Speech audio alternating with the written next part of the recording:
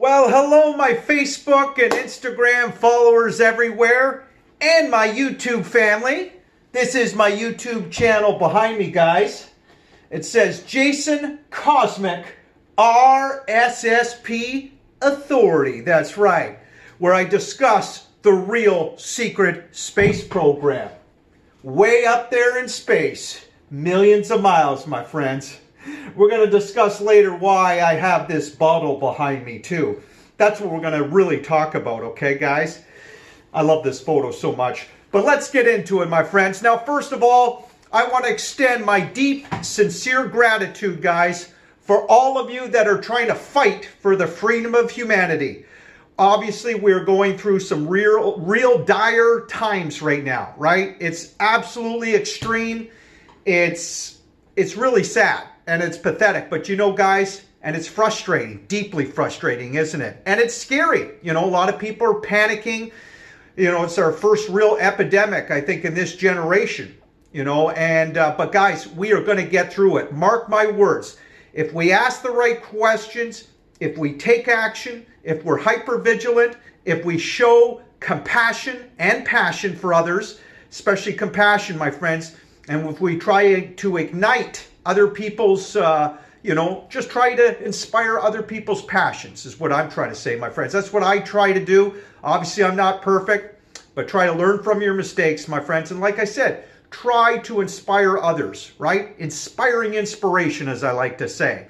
And part of that, my friends, you guys know I'm the fitness captain. I got a palpable passion for working out and fitness. And so does my friend John out in Burlington. Hi, John. This is dedicated for you guys as well out there. All you health fanatics. Just had to lift my somewhat heavy dumbbells. It's heavy when you haven't warmed up. But anyways, guys, I sort of digress. But really, for all of us that love to work out, you know, I always say there's nothing quite like achieving that full feeling of vigor, power, and self-esteem when you have a great workout, right? Well, guess what's happened, my friends? And this vexes my soul. I learned, and this is what I was actually kind of afraid of myself, my friends. I was very anxious because I knew that, of course, we know that all the gyms closed down, except for one. There was one gym open, and I just did a really good leg workout 2 days ago in this magnificent gym on the mountain here in my beautiful, powerful country of Canada. And but as of midnight last night, you guys probably know what I'm about to say, right? Yes, the gym closed down. Our Canadian government had the audacity, the gall, the nerve to close down this last gym. And I say it too, guys, because the owner and the management, you know what they were doing? They were following all the protocols. They were being hyper vigilant. They were trying to help our society and our city here for people who wanted to work out, who care about their appearance, unlike alcoholics, who we'll get into in a moment, my friends. At least most alcoholics, they don't really care about how they appear, right? So not so much about their appearance. They're not working on their health normally if you're an alcoholic, or at least not very much. But for those of us that don't have that bad habit and or disease, because sometimes it is a disease, we'll get into that in a moment, my friends. But those of us that are trying to live the healthy lifestyle, in other words, right? We're trying to work on ourselves, both physically and mentally. Because when you have a great workout, my friends, we all know it doesn't just help you physically. It helps you psychologically and really spiritually to have more spiritual awareness and understanding the world around us and feeling good, releasing those endorphins. That's what it's all about. And thus we can help other people more because we're going to feel better about ourselves, right? It's like, it's sick. What's the word I'm looking for? Anyways, it's all sort of synergy, right? It's like, I always say, yoga, for example, nurtures the synergy between the body, mind, and spirit. And so does working out, whether it be lifting the weights, biking, walking, cycling. As I always say, whatever it is, my friends, whatever your passion is, get out there and do it. Live strong, live the healthy, active lifestyle.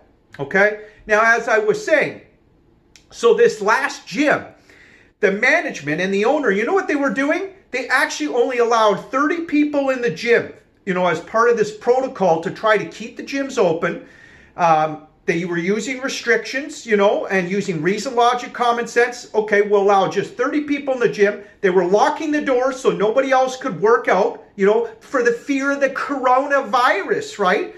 And, you know, guys, I don't knock it. Yes, the coronavirus is serious. There's been a lot of elderly people that have died in Italy, you know, very high numbers.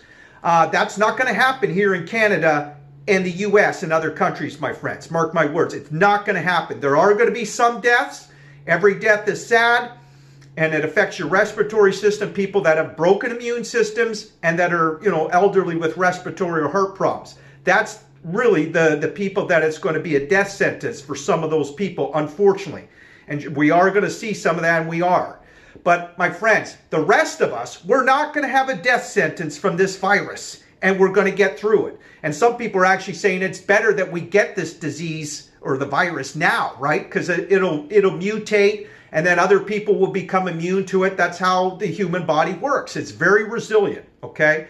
And again, we may have a few, some flu symptoms, and, you know, we'll get through this within days or a week, you know, if you do get the coronavirus, guys. So stay strong. We're going to get through this. But so in the meantime, my friends, the gym, they did what they were supposed to do. The guy had the owner had a cop come over. The cop tried to shut him down just about 2 or 3 days ago. I got a friend who works at the gym. And like I said, I went up there myself to finally get a good workout. I actually joined the gym. Okay, it's $50 a month for a year or whatever it is. But neither here nor there. So I did that. So I was seeing what they were doing, my friends. And I really commended them because they were doing a great job. There was a woman and she was cleaning the machines, doing her part, doing a great job. Again, my buddy was doing a great job. The manager was doing a superb job.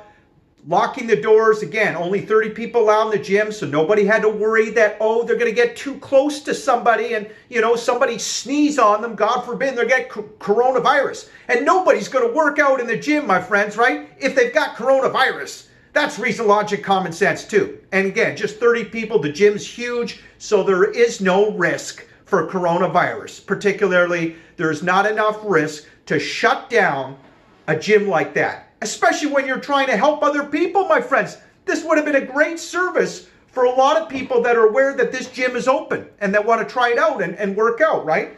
So I couldn't believe it, my friends. Well, actually, I can't believe, right? The government chose to shut it down, saying that it's not essential need, right? Isn't that the term, guys? Feel free to leave me comments, my friends. Isn't that the term now, right? They tried to define, and it's very interesting as we're going along with this epidemic, my friends. The governments and people are trying to define, you know, what certain businesses or certain places of work, what is an essential need, what doesn't fit the criteria of sort of a defined as an essential need, right?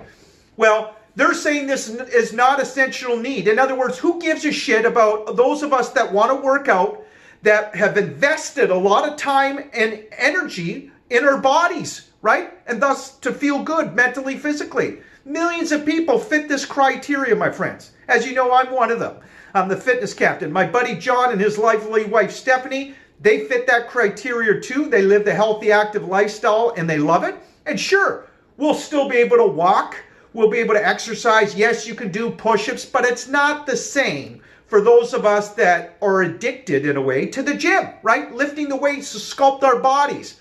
You know, I want to do some photo shoots this spring and summer, God forbid, with my professional photographer. Maybe do some serious flexing, okay? And put my photos. Well, now I'm going to suffer because I can't do a proper chest workout without the gym, for example. All right, and I want to bring up my chest a little bit. How about that?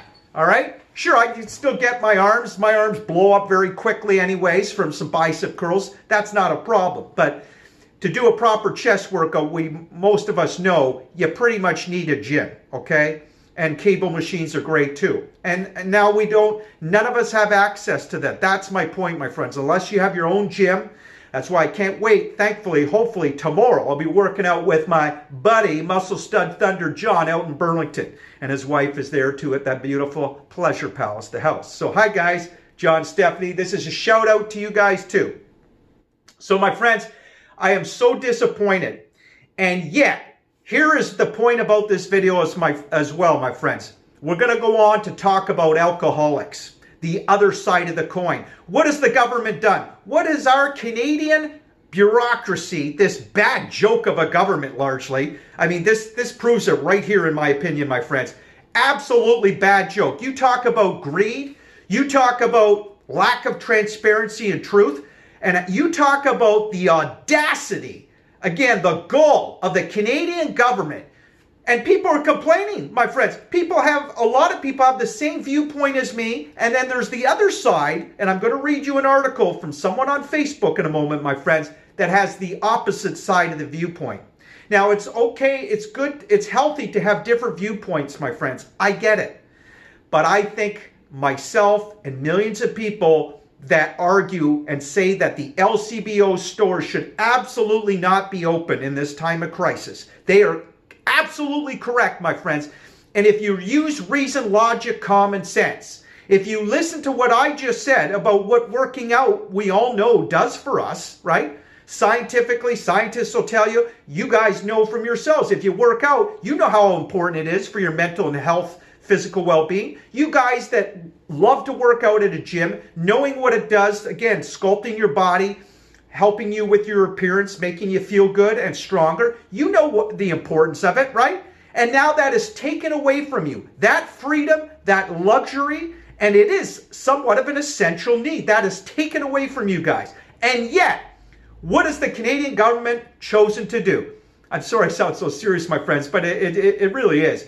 The Canadian, and yet it's so laughable in a way, my friends, the Canadian government has chosen, you guys know, to keep LCBO open. So we're going to continue to feed the poison to the alcoholics. Now, I get it, guys.